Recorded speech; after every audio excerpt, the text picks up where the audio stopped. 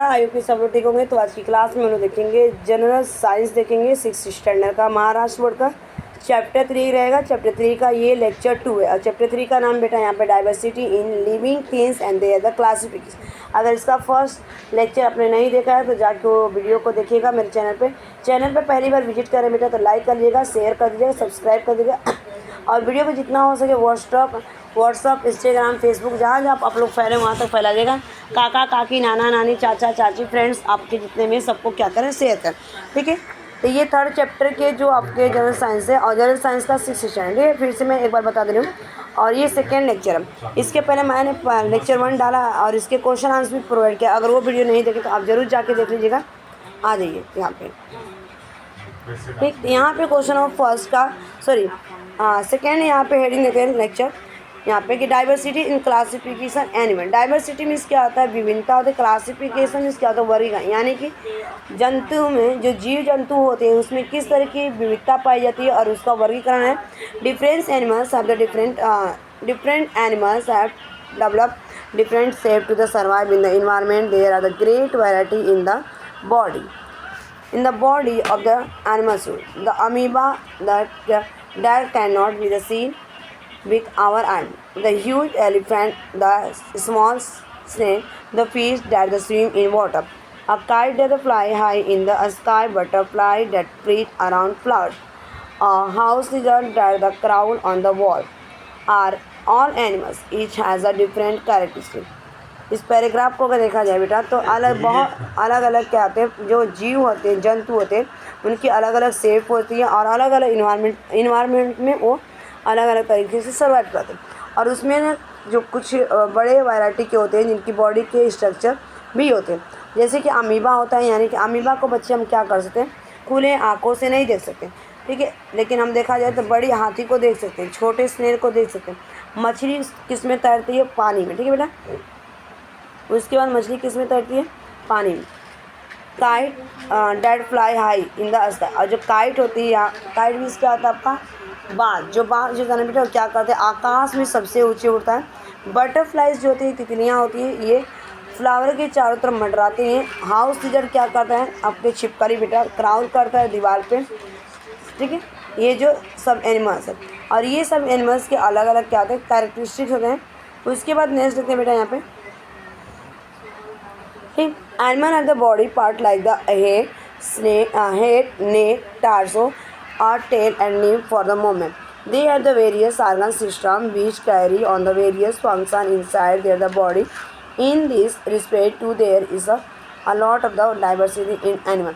अगर एनिमल्स के पास ना देखा जाए तो उनके पास जो बॉडी पार्ट्स होते हैं उनके शरीर में, हेड होते हैं, सर होते हैं, नेक में गर्दन होता है, टार्सो जो पार्ट होता है ना बेटा, सोल्जर से लेके आपको हिप तक होता है, ठीक है। और टेल यानी कि पोंछ होती है। लिम्ब जो होता है बेटा किसको बोलते हैं, दोनों हैंड को और दोनों पाँव को मिला के, दोनों पैर और दोनों हाथों को मिलाएंगे तो इसको लिम्ब बोलते हैं।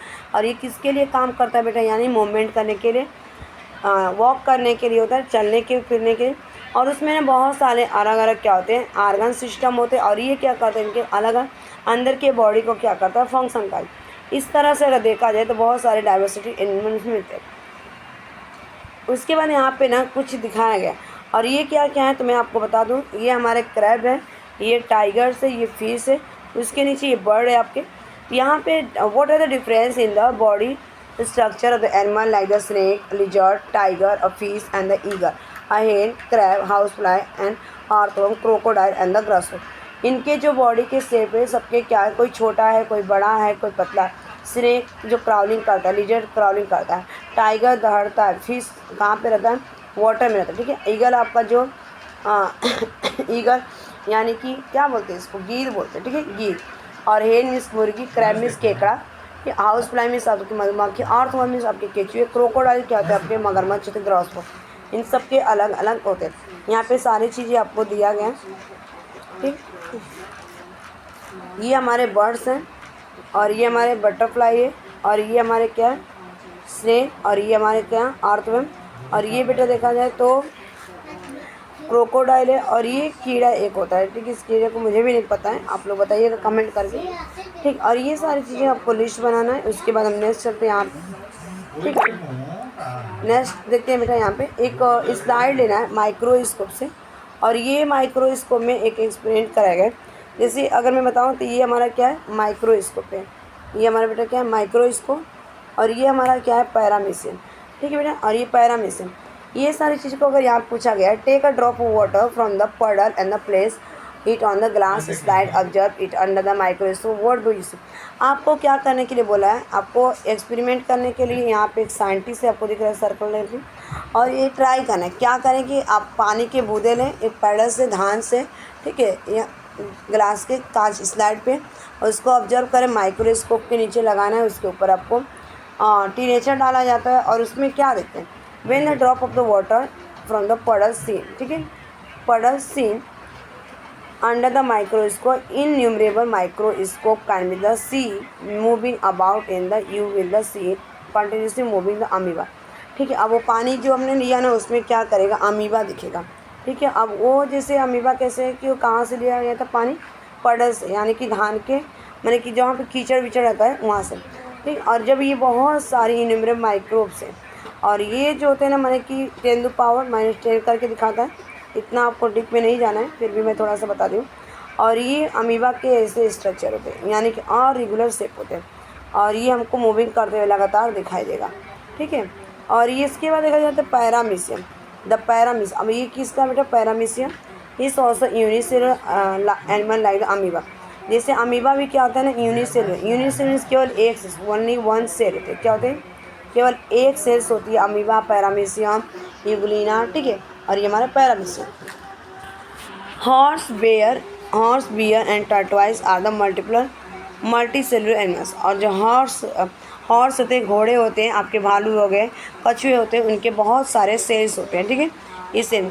उसके बाद सेकेंड क्वेश्चन क्या पूछा गया बेटा, what is the chain of the bone in the center of our back called। ठीक है, जो हमारे बीच में होते हैं चेन बोन को क्या कहते हैं, तो वो दो टाइप्स के होते हैं। एक आपके वर्टिब्रेट होते हैं, दूसरा बेटा हमारा invertebrate. Animal with the vertebrate column those the without in to form group. Animals के जो वर्टिब्रेट कॉलम होते हैं, इनको इन दो ग्रुप में इनको क्या किया गया है, डिवाइड किया गया, बांटा गया। तो पहला हमारा वर्टिब्रेट होता है, सेकेंड हमारा इनवर्टिब्रेट। ठीक है, वर्टिब्रेट यहाँ पे क्या होता है, उस सारी चीज़ों को देख लेना। ठीक है, यानी कि वर्टिब्रेट में क्या होता है, जिनके रीढ़ की हड्डियाँ पाई जाती हैं। ठीक, यानी कि जिनके बोन्स पाए जाते हैं पीछे, जैसे हमारे बोन्स होते हैं स्पाइनल कार्ड। ठीक है बेटा, वो यहाँ पे snake bird fish and kangaroo as also human are the vertebrate. ठीक है, आपके स्नेक में इस तरह की एक दाढ़ी पाई जाती है, बर्ड में भी आपके बोन्स पाए जाते हैं, फिश में भी बोन्स पाए जाते हैं, कंगारू में भी पाए जाते हैं। यानी कि जो बैकबोन पाई जाती है वो क्या होते हैं, वर्टिब्रेट एनिमल्स कहलाते हैं।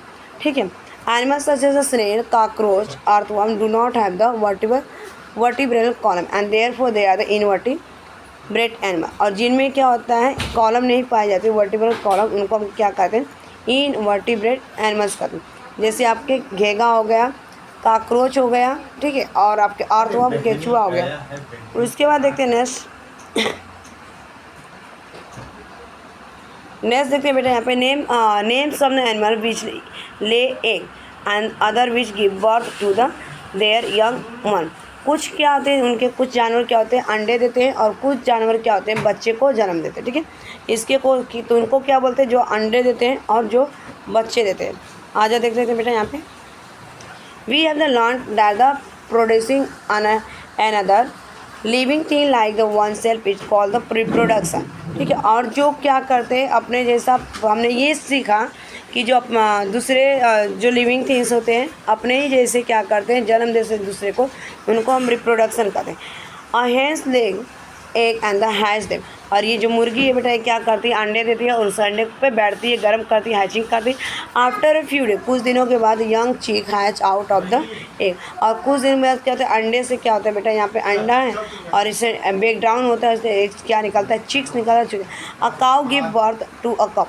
और जो काऊ होता है यानी कि गाय होता है, वो क्या करता है, बछड़े को जन्म देता है। Before that the cow grow with in the cow body, cows body. ठीक है, और उसके पहले अगर काउ कहाँ पे ग्रो करता है, काउ के बॉडी में, टॉम में। ठीक है, according to the mode of the reproduction animals are classified into 2 types namely, ठीक है।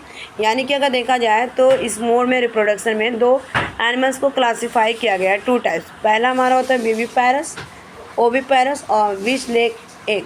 यानी कि जो ओविपैरस होती है ये क्या करते हैं, अंडे देते हैं, जैसे आपके छिपकली हो गए, क्रोकोडाइल हो गए, बर्ड्स हो गए, स्नेक हो गए, ठीक, और आपके बटरफ्लाइज हो गए, इंसेक्ट हो गए, ये सब के करते अंडे देते हैं। And viviparous animals which give birth to their the young. और विविपैरस जो होते हैं आपके ये क्या करते हैं, बच्चे को जन्म देते हैं, ठीक है। उसके बाद नेक्स्ट देखते हैं यहाँ पे ये क्या होते हैं, where are the animal namely a horse, bear, tortoise, alligator, a fish, deer and a frog to the fun. अब पूछा गया है कि कुछ नाम बताए गए जो कि यहाँ पे दिया गया है, घोड़ा, भालू, कछुआ, एलिगेटर, मछली और डियर कहाँ पे पाए जाते हैं। According to their the habit, animals are usually classified into the traditional aquatic animal. However, the animal like the frog, salamander, tad live in the both place, namely land and water. Therefore, they are the called the amphibian. अगर बेटा इसको मैं बताऊँ आपको तो ये जो चीज़ें होती है ना, आपको क्या होता है यहाँ पे कि हैबिट यानी कि उसकी आदत, जो जानवर होते हैं उनको क्लासीफाई किया गया। टेरेस्ट्रियल में जो ज़मीन पर रहते हैं और एक्वाटिक में क्या होता है, जल में रहते हैं, वाटर में। और इस तरह के एनिमल जैसे आपको ना कुछ ना एनिमल जो होते हैं ना, जैसे फ्रॉग हो गया, मेढक हो गया, ये पानी में भी रहता है और आपके कहाँ पे रहते हैं, ज़मीन पर, ठीक है।